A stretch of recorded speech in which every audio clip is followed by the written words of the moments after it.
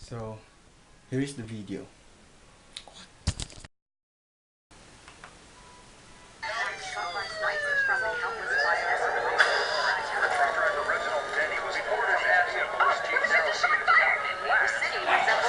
Angry crowds gathered at Parker Center downtown. We're live here in Hollywood where looters obstruct.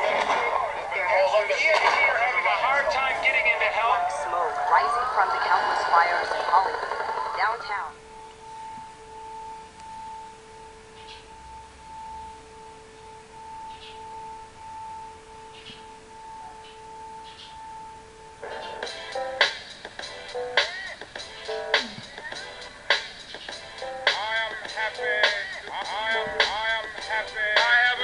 First day of school for us there was a huge separation in the class. You know, you had your blacks over here, your Latinos over here, the Chinese, Cambodian. You know, don't cross that line, man. No, cuz don't cross that line. Something serious. Post riots, there had been a lot of gang violence. And so in that classroom, there was all of these feelings of that particular race, or that particular group, could have been responsible for the death of my friend, or could have jumped me on my way home. So there's all this animosity, and justifiable animosity. One of the core ideas of freedom riders is the idea of tolerance. And they call themselves the ambassadors of tolerance now because of where they started. And they all started judging each other based on race and color, even Erin. My name is Erin Gruel. Welcome to Freshman English. I get this bitch a week. They see her come in, and she's this white girl, and she's wearing pearls, and she has a smile, and you know, and they say even, why should we trust you? Because you're a teacher, I don't know you. I don't know what you're going to do. You don't feel respected. Is that what you're saying, Ava? Well, maybe you're not. But to get respect, you have to give it. That's bull. What? Why should I give my respect to you? Because you're a teacher? I don't know you. How do I know you're not a liar standing up there? I'm not just gonna give you my respect because you're called a teacher. Hey, yo. You ever felt trapped? Felt like you took a rock in a hard place? You don't know nothing. You don't know what we gotta do. You got no respect for how we live. You gotta sit here teaching us this grammar, and then we gotta go out there and get it. What are you telling me about that, huh? What are you doing in here that makes a damn difference in my life? Somebody help me find a way out. Grew up on the wrong side of the tracks. Picture my hood. I don't even know how this war started. It's just two sides who tripped each other way back. Who cares about the history behind it? I am my father's daughter, and when they call me to testify, I will protect my own no matter what. My brother taught me what the life is for a young black man. Do what you have to. Pimp, deal, whatever. There is an enemy. I watched my mother being half beaten to death, and watched as blood and tears streamed down her face. I was like, yo, these kids are 14. That's what I kept telling myself. Like, they was 14. I had to keep telling myself because, I mean, they really went through some stuff, dog. They really went through some stuff. To the soldiers and me, it's all worth it. Risking life, dodging bullets, pulling triggers. It's all worth it. To me, the whole point was being able to tell a story that showed their lives, showed their stories, their honest stories, and how a teacher listened and respected their stories enough to figure out how to teach them, instead of letting them fall through the cracks. Lady, I'm lucky if I make it to 18. We in the war. We graduating every day we live because we ain't afraid to die protecting our own. At least when you die for your own, you die with respect. You die with it. You know what's gonna happen when you die? You're gonna rot in the ground, and people are gonna go on living, and they're gonna forget all about you. She was determined to break us. Not physically, but just mentally, and break us in a great way. The reason Erin Gruel had success with these kids was she decided not to listen to what everybody had said about them or even what they decided about themselves. And frankly, she had just about given up when an act of intolerance occurred in her classroom.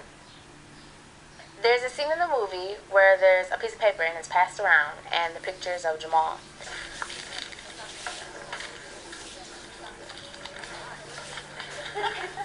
the Latino group made a drawing of him with really big lips, big nose, and a messed up haircut. What's going on? And so when Erin finds this, she is just furious because she knows what this means.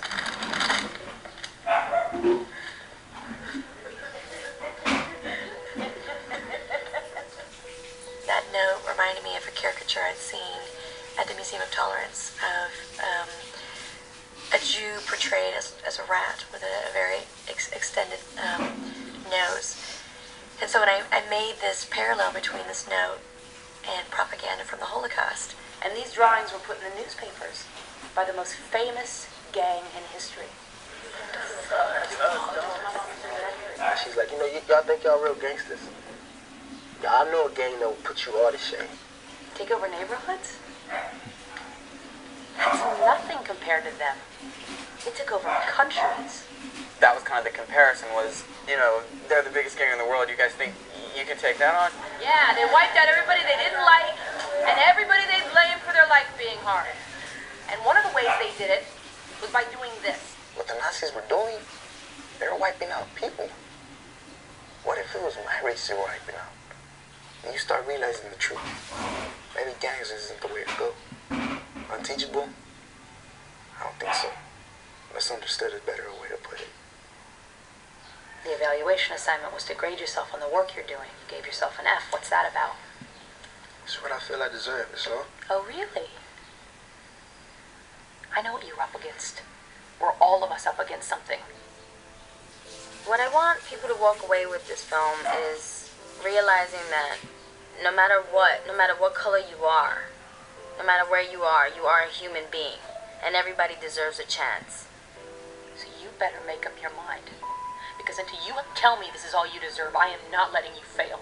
Even if that means coming to your house every night until you finish the work. I see who you are. Do you understand me? I can see you. And you are not failing. I think that's why the relationship becomes so powerful, is because once it's gained, it's it's like you become family. One thing that I really want people to understand is that nobody can ever judge you no matter what you go through. You know, where you grow up, where you're from, doesn't necessarily mean that that's what you have to be. You know, when you get older, you can be whatever you want to be. You know, and I think that every kid in America needs to know that. Every kid in the world needs to know that there's more out there than what you see.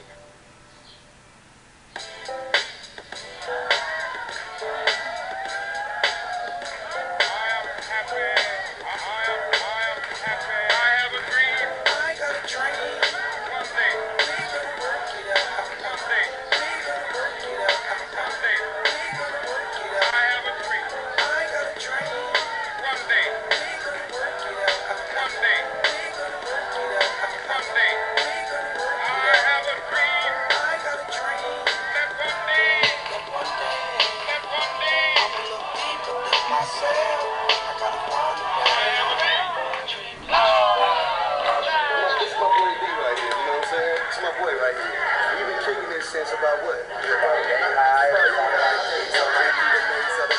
Struggle is my address for pain and crackness. Gunshots coming from sounds of blackness. Given this game with no time to practice. Born on the blacklist.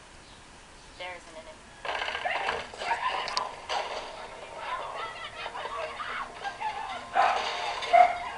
I watched my mother being half beaten to death, and watched as blood and tears streamed down her face. Felt useless and scared, furious at the same time.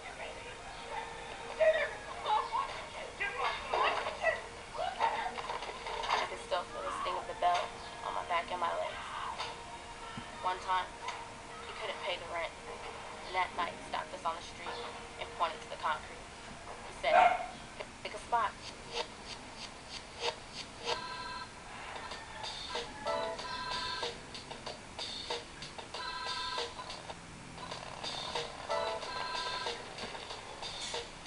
Clyde was my boy.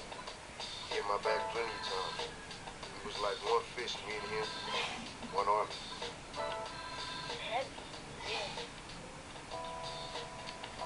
Little shit right here.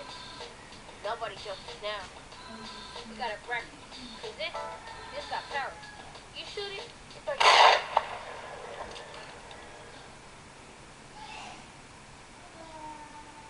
Sat there till the police came. And when they come, all they see is a dead body, a gun, and a nigga. They take me to juvenile hall. Last night was the scariest. Inmates banging on the walls, going up to gang signs, yelling out who they work, where they from. I tried my first life. They never let nobody know that. I spent the next few years in and out of cells. Every day at work, when will I be free? You could be shot for hiding a Jew or go to the camp. So, another soldier recognized my accent. He was... Good morning. The video that I saw is the Freedom Writer. My reaction about that movie is it was 1994, in Long Beach, California. The idealistic Erin Growell is just starting her first teaching job, that as the freshman and sophomore English teacher at Woodrow Wilson High School, which 2 years earlier. They implemented a voluntary integration program for many of the existing teachers. The integration has ruined in the school,